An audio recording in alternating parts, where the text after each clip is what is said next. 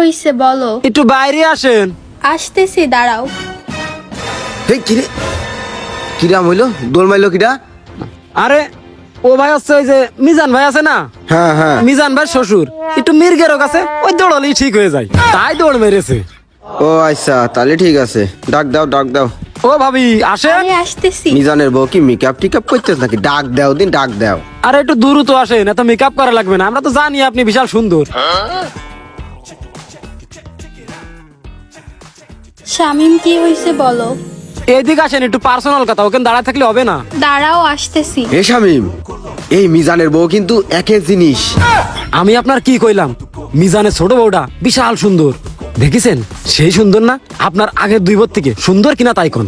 আরে আগের বউর কথা বাদ দে, আমি যদি জীবনে 100 বিয়ে করতাম তাহলে তো এরম বউ পাতাম না। শোন, মিজানের বউর সাথে যদি আমার বিয়ে হয়, আমার বাড়ির দায় দায়িত্ব বাজার খরচ সব কিন্তু তোর।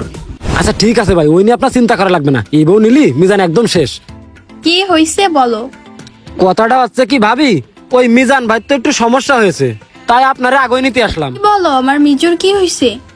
কি আর হবে, আপনার মিজুর স্বভাব যা তাই হয়েছে। এখন অত কথা বলার টাইম নেই, শিগগিরই চলেন। আচ্ছা চলো। तेरे साथ जब तू रहे तन्हा শালার মিজানের এই ভাঙা ঘরে এত সুন্দর বউ, এ মাইনে নিয়ে যায়।